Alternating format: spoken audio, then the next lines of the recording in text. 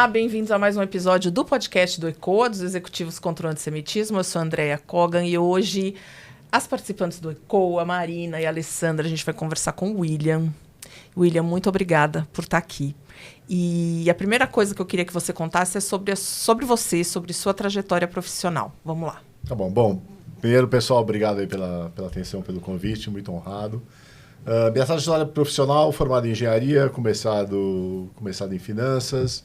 Eu transitei primeiro na área de sistemas, depois trabalhei na área de finanças em empresas grandes, depois fui para a Lever, fiquei bastante tempo na Lever, 4 anos na Lever.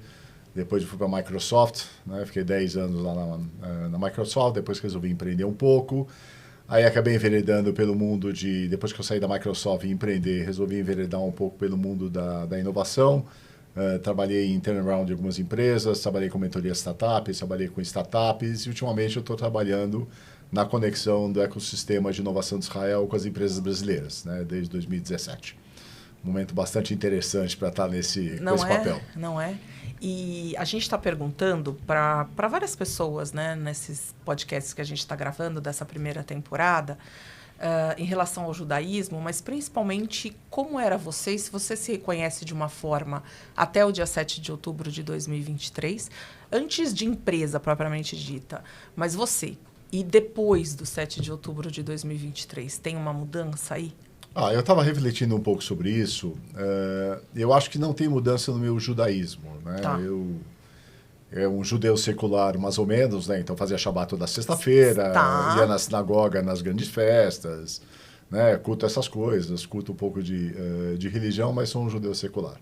Essas contradições do judaísmo.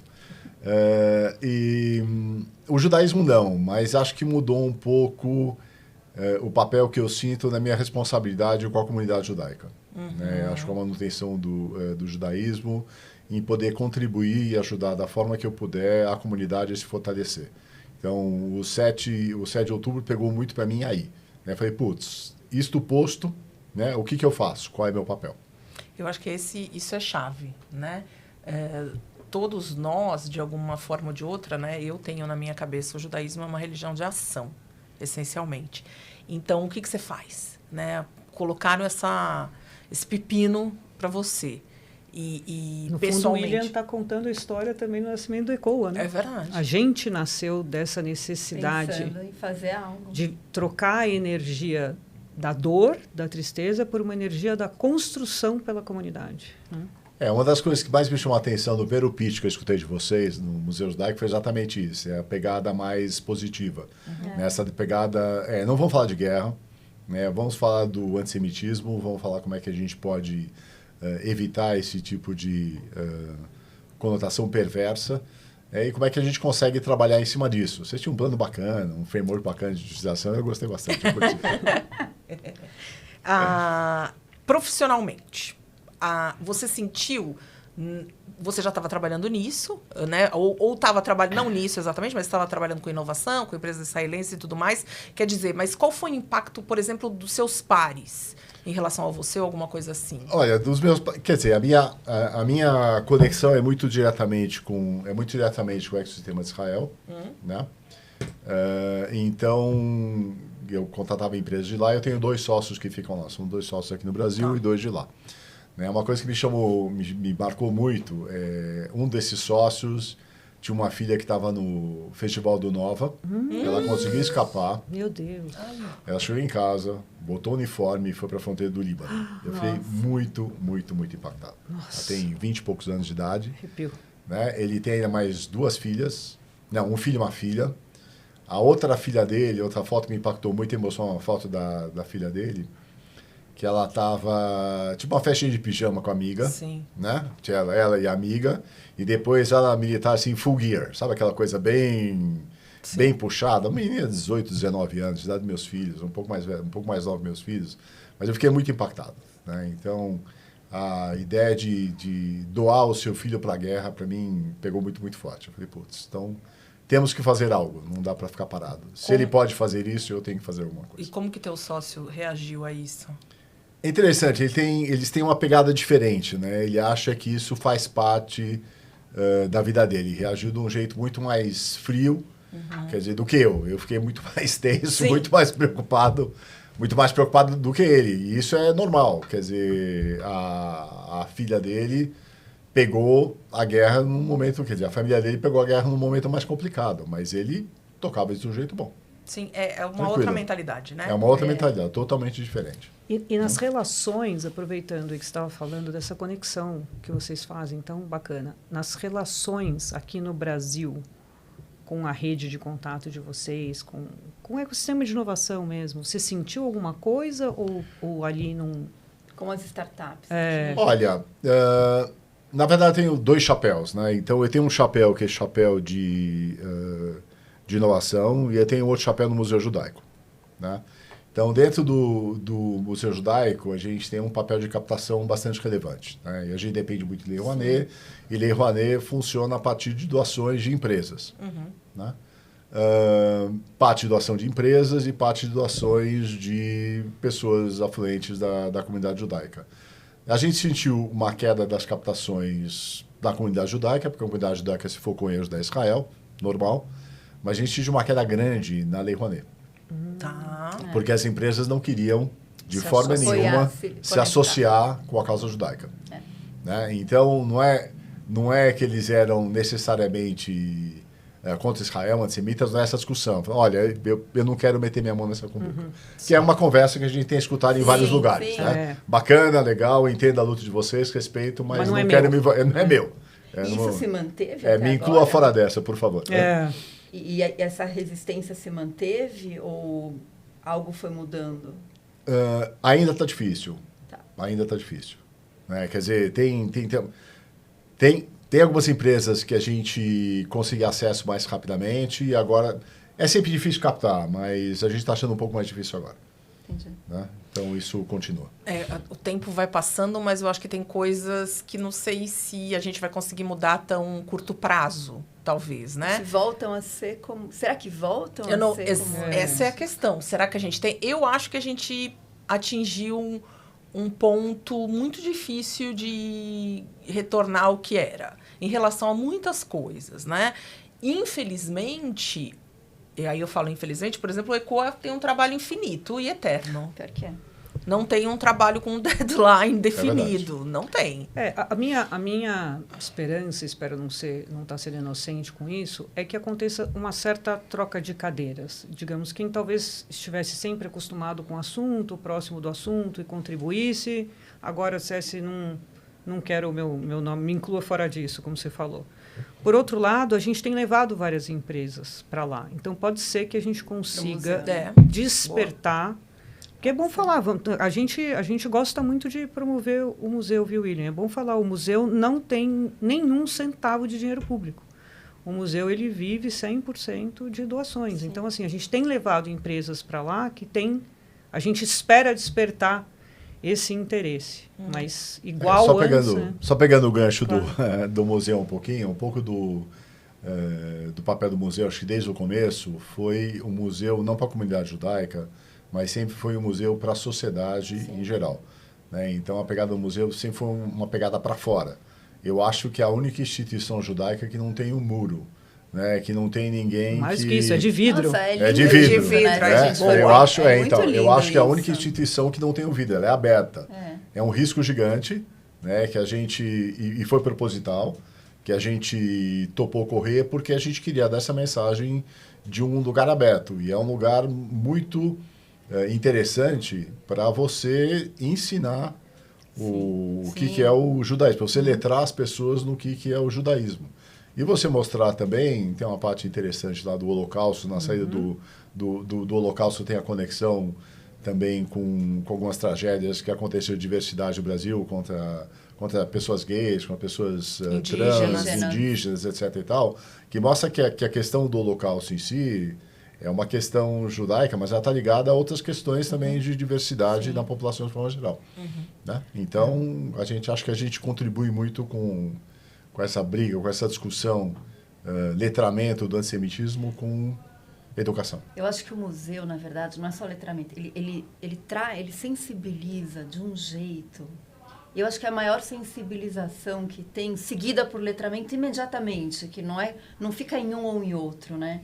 A gente vê a resposta quando a gente leva lá as empresas, a emoção que as pessoas sentem. Eu fico emocionada, porque é emocionante mesmo. Sim. A transformação, ou reflexões que as pessoas nunca tiveram sobre N assuntos, não só antissemitismo, e elas falam mesmo. Principalmente quando o grupo é menor, que elas se expõem um pouco mais, é incrível. Eu, se pudesse falar do ECOA, assim, Ale, a única coisa que você faria, se a gente pudesse fazer sempre o museu, que não é possível, sempre tem gente no Brasil todo, enfim, logística, mas é um caminho, assim, é o caminho mais rápido de chegar no coração, no cérebro, na alma das pessoas, sabe? Desperta empatia de uma forma que não tem outro jeito de fazer. O ser humano, né?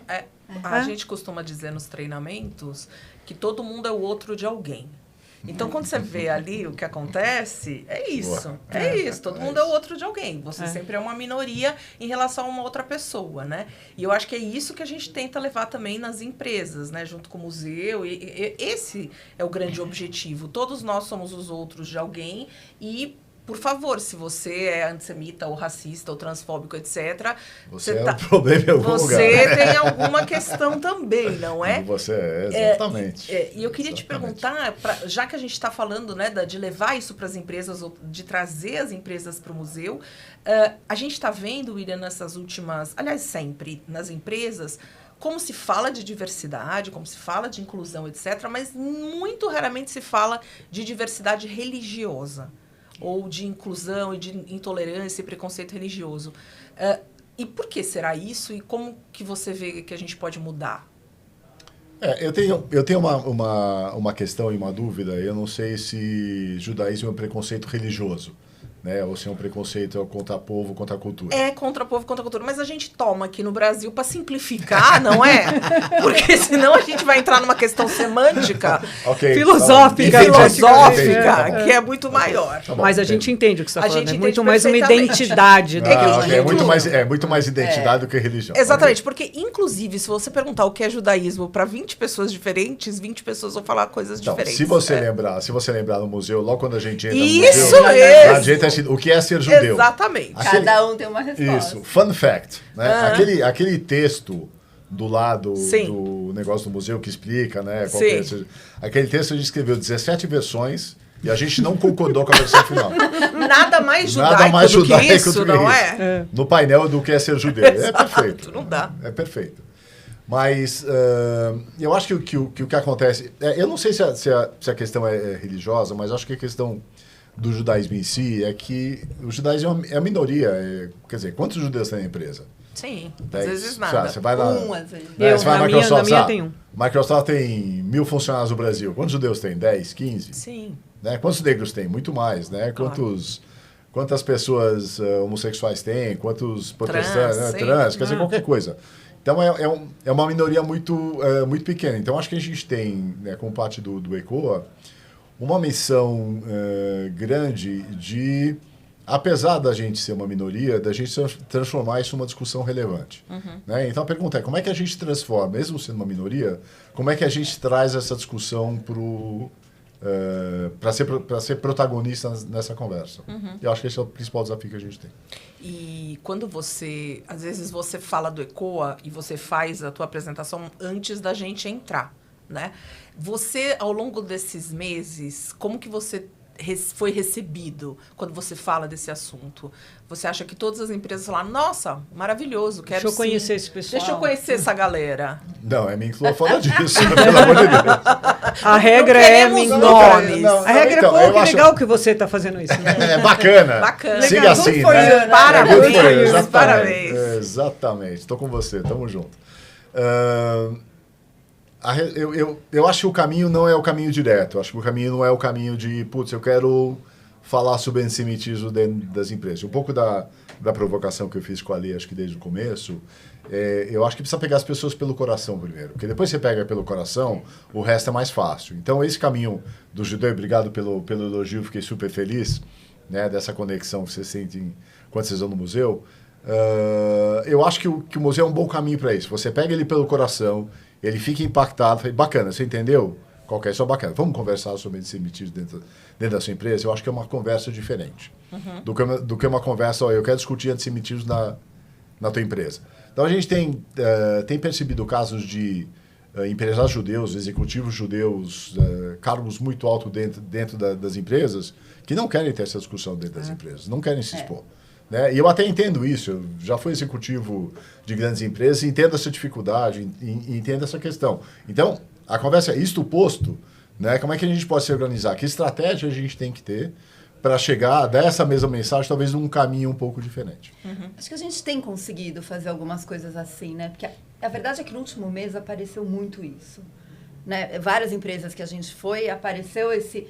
E eu acho que a gente conseguiu contornar. E a gente tem ido por outros lados de empresas que demoraram, sei lá, 6 meses para topar um primeiro papo e agora estão ávidas, sabe? Animadas. Gente, vai ser muito legal. Sim. E colocaram a gente num dia que é o dia inteiro sobre o assunto. E a gente abre o assunto. Então, via falando de liberdade religiosa ou falando de outras discriminações, quer dizer, trazendo o olhar mais amplo, tem ajudado a gente a trazer, a conseguir entrar no ECOA, né? Entrar nas empresas com o ECOA. Importante reforçar essa positividade do discurso, né? O que a gente quer é que as empresas entendam que tem gente sofrendo lá dentro e eles não estão sabendo.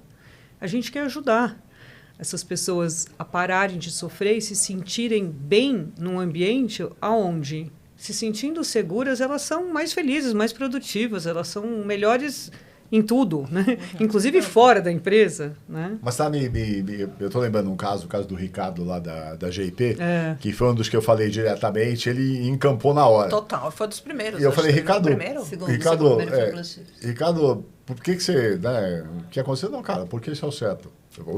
É igual a Blue Shift, os 2 primeiros foram assim. É interessante isso, porque o primeiro e o segundo clientes que se envolveram super, o fundador e os sócios, porque não tem judeu, porque tem que fazer isso, porque eu não aceito esse tipo de preconceito. Acabou. Isso é lindo. Nossa, né? É o aliado que a gente quer para a vida.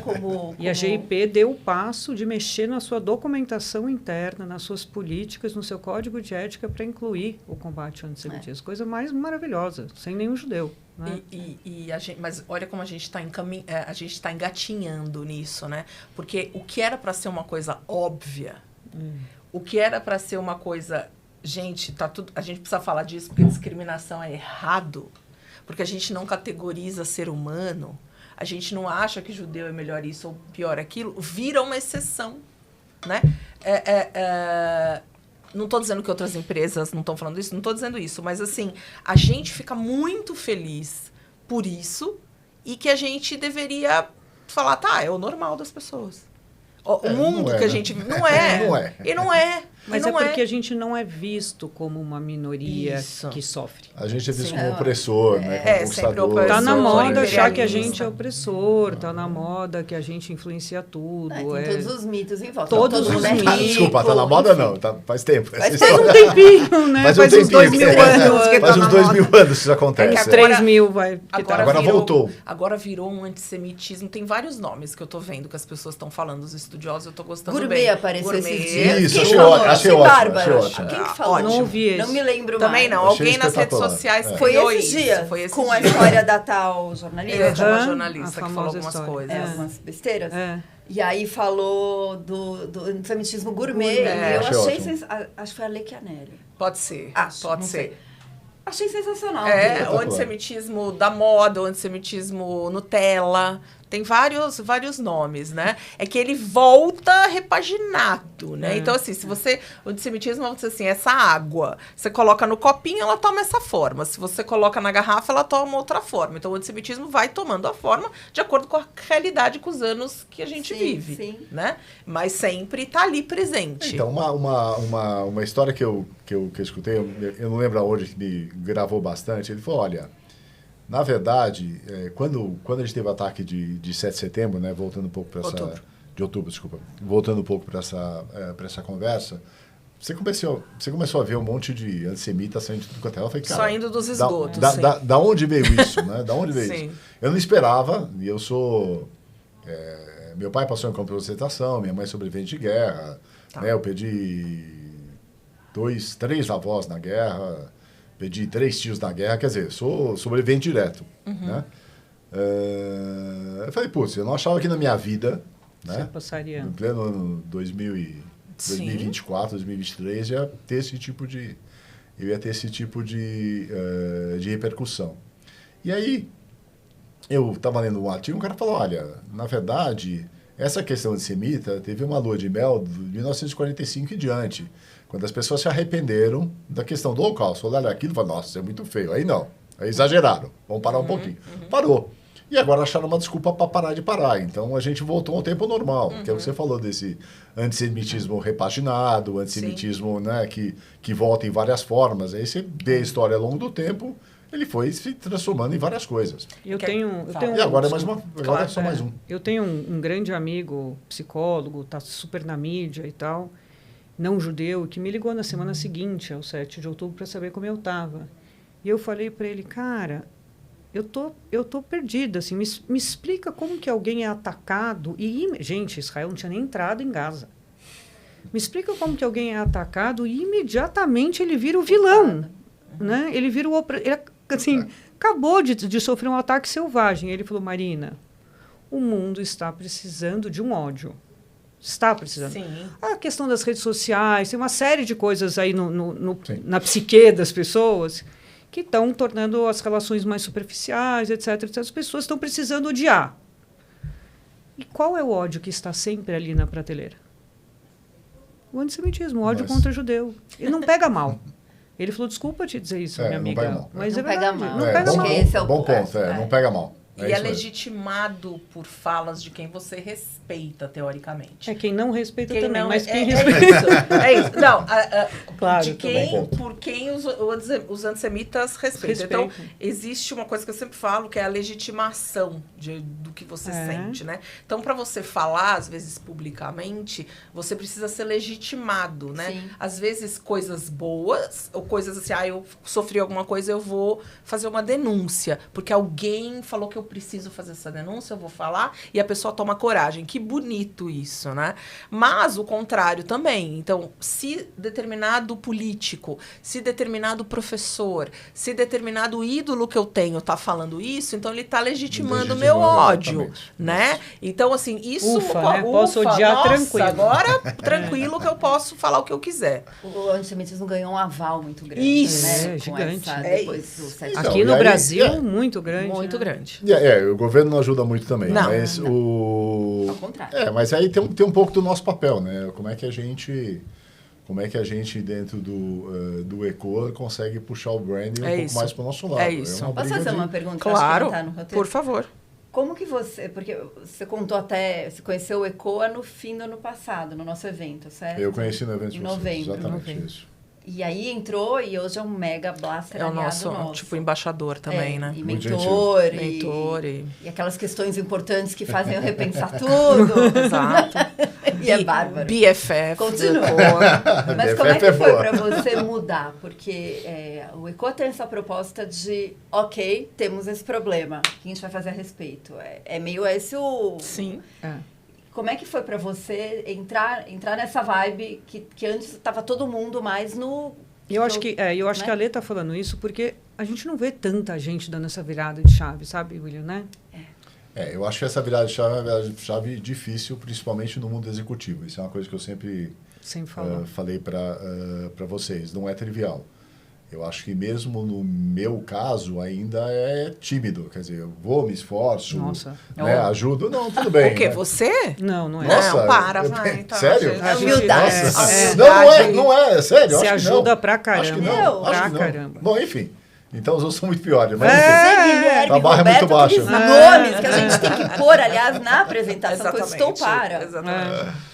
Bom, enfim, honestamente eu tô achando que eu tô fazendo pouco, mas eu acho que é difícil. A gente vai te dar uma listinha agora, você vai sair com lição de casa. Lição de homework.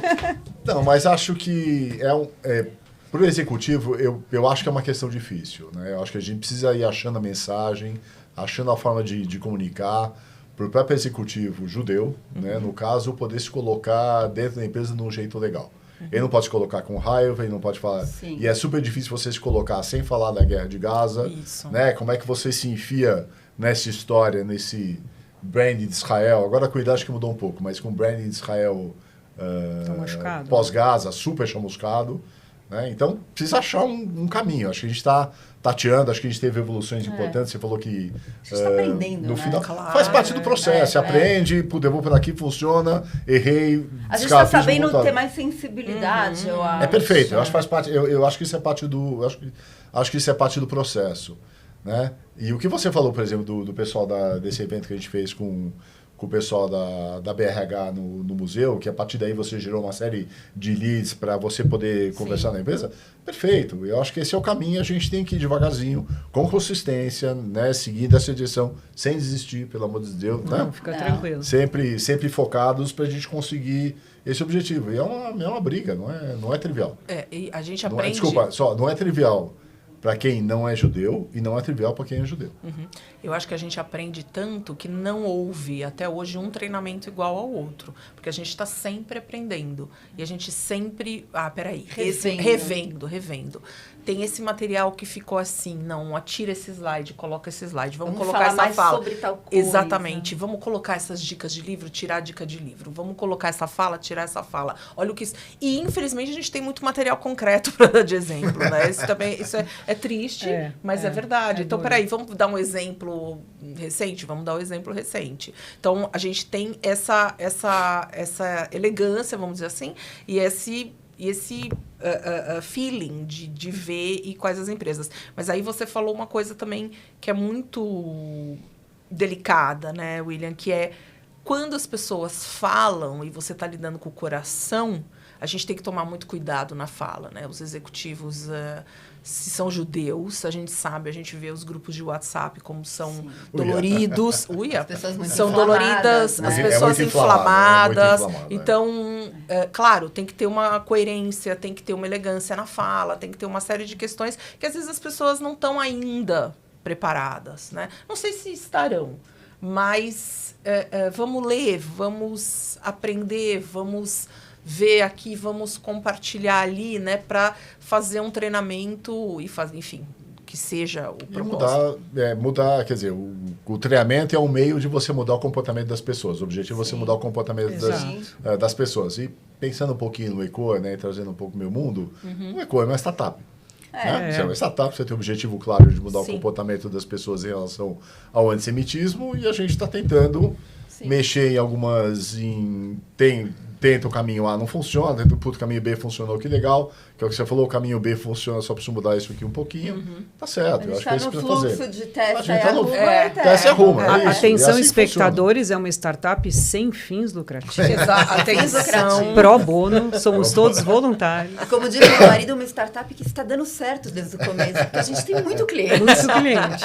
E é verdade. Não faltam clientes. Não faltam clientes, não é verdade. Precisa de mais gente. É verdade. E quando a gente fala desse enfrentamento do antissemitismo nas empresas, a gente, obviamente, está falando dos treinamentos que a gente dá em formas de palestras, em workshops, rodas de conversa, visitas ao museu, essencialmente isso. Tem mais alguma coisa que você acha que é possível? Porque, sei lá, a gente fica pensando, será que tem mais coisa que dá pra gente fazer? Será que a gente salta, sei lá, de paraquedas junto para evitar alguma coisa? Sei uma lá. coisa para a qual eu não tenho a resposta, né?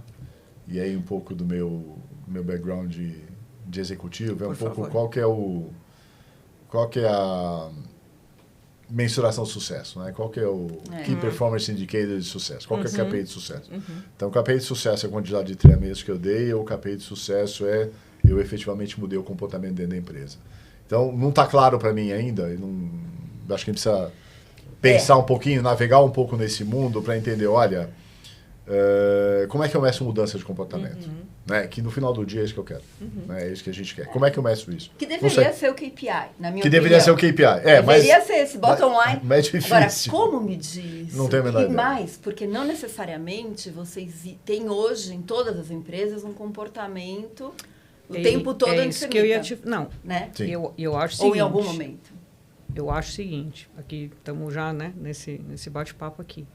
Eu acho que o KPI deveria ser, se a gente conseguiu fazer com que o combate ao antissemitismo faça parte da cultura da empresa. Porque o comportamento individual é muito Não tem além como da mexer, possibilidade. eu Então, assim, a Não, gente claro. vê, gente, nós estamos lá Claro. nas empresas fazendo treinamento, acabou de ter um mega vazamento no Google, na Apple, semana passada alguém apertou um botão errado, né?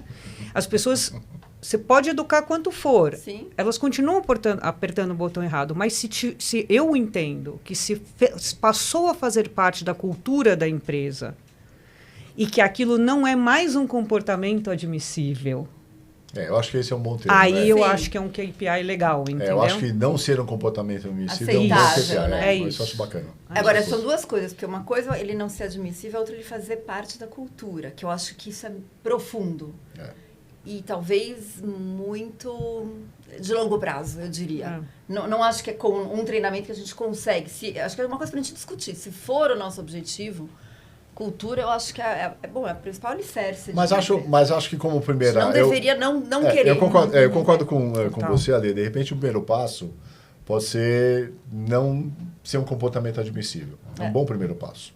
Né? Depois, vamos ver como é que a gente influencia a cultura organizacional. Mas não ser admissível, acho que já é, Olha, já é um enorme passo. a CEO da Anima, da empresa, ela fala ela tem uma frase que eu gosto muito, que está até no livro dela de ESG, que ela diz o seguinte: a cultura organizacional se revela no que de pior uma organização é capaz de tolerar.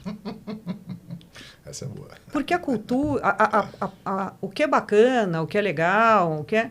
Tá lá, todo mundo tá batendo palma e tal. Eu quero ver acontecer, vou falar Fraude. qualquer coisa, um Acontecer uma assédio, uma fraude. E Como é que a empresa se a empresa não lida com isso Sim. e começa a Interessante. tolerar algumas dessas coisas, isso passa a ser a cultura. Claro. É aí que a cultura se revela. Interessante. No que você não aceita, no que você fala que isso não. Verdade, Boa. verdade. Não é super Muito interessante? Bom, super É. bacana. Muito legal. Você sabe que eu lembrei de um negócio, que algumas empresas, quando a gente fala, né? Obviamente, todo mundo apresenta e tudo mais, e tem algumas empresas que pedem e a gente oferece, claro, para conversar quando o treinamento está pronto antes de aplicar, né? Antes de falar, antes de fazer a palestra e tudo mais. E aí, apareceu acho que apareceu uma vez, acho que duas ou três vezes, de falar assim, olha, pega mais nesse lado para falar pessoalmente com as pessoas, para falar das redes pessoais, das redes sociais pessoais, individuais das pessoas, para elas terem a noção que quando ela posta alguma coisa, também, fala alguma coisa, ela é ela, né? Ela é ela. Ela é uma pessoa só. Ela é uma pessoa só. E ela trabalha que não só, e ela projeta a imagem da empresa, não só das 9 às 6, Não de é a segunda série, a né? sexta. Aquela Não, série distópica lá do Netflix que a pessoa entra e é só... Não sei se vocês viram, né? É verdade, é verdade. Não é isso. E aí a gente fala em alguns momentos, né? Claro, de um jeito muito interessante.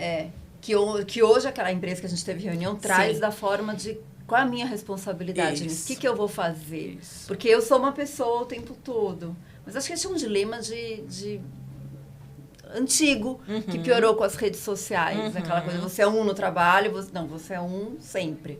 O que você fala te Exatamente. compromete sempre. Exatamente. Mas eu acho que você tem algumas empresas, né? Eu vejo até em lugares que eu tô e que eu participo e que eu trabalho, que falam assim, isso eu não posso... Porque o que ele não faz aqui não é Exatamente. comigo. Nós mas- vimos, difícil, né, gente, né? falar isso. É, difícil. mas não dá Mas mais, não tá né? certo. existe. Não tem não como. existe, Até não porque existe. é público. Interessante. Tudo virou público. É muito- Você não tem mais privacidade no planeta, né? Então, mas você é uma está o tempo discussão- todo... Mas é uma discussão mais ampla. É ampla.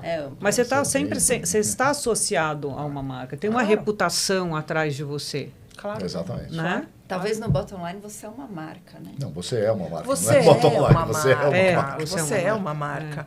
E- Como diz o outro, quando as pessoas começam a te oferecer muita coisa que não custa nada, é porque o produto é O produto você. É você. Verdade. Vou começar a pensar nisso e é verdade. Essa é famosa. Essa é famosa, né? Que eu não, vocês têm que lembrar que eu não sou do meio Corporativo, E eu geralmente, quando eu tô online com vocês e tudo mais, desde o começo eu tenho até um glossário que eu comecei a anotar. Ué, jura? Palavras do mundo corpo.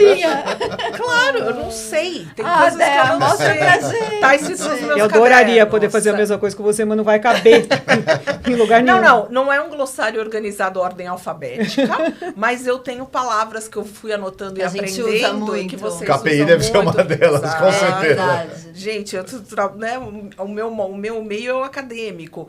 E aí, às vezes, eu falo, gente, eles falaram um negócio, eu não vou perguntar.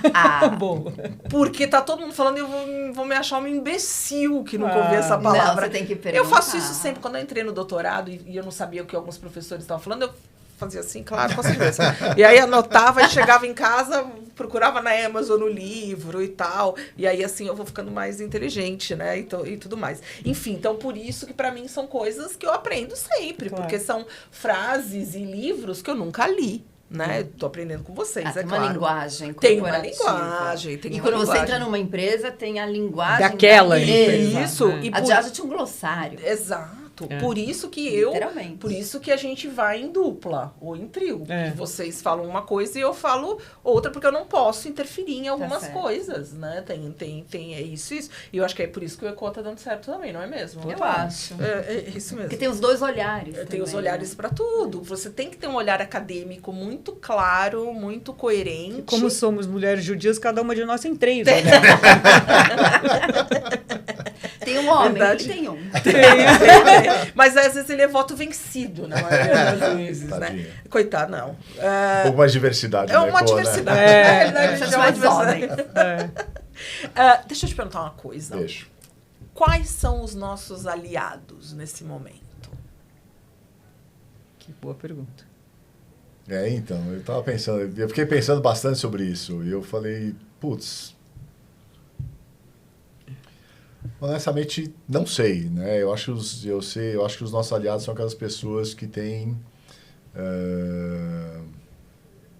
empatia, né, pelo sofrimento do povo judaico. Eu não consigo separar. Eu acho que a gente tem aliados dentro da comunidade cristã, dentro da comunidade evangélica, dentro dos gays. A gente tem inimigos dentro da comunidade evangélica, cristã. Até dentro do judaísmo Até também. dentro do Ué, isso. Se for para falar de inimigos de pessoas, a gente tem. Fogo também. amigo também tem bastante. A Friendly pergunta fire era total. sobre amigo, né? Esquece o inimigo. Bom, enfim, inimigo- então eu não consigo criar assim eu não consegui pensar assim numa determinada classe de pessoas ou grupo de pessoas que acho que são os nossos aliados. Acho que são aquelas pessoas que têm empatia pela causa, né? Que percebem que esse é um problema do ser humano, não é um problema do judeu, Exatamente. é um problema de humanidade. Né? Como é que você quer ser gente? Acho que é um pouco por aí. Você não acha que também as Perfeito. pessoas... Eu estou pensando assim, pessoas que eu conheci que não tinham uma empatia, mas também não tinham... Era absolutamente neutra. Pessoas que se preocupam com o mundo, mas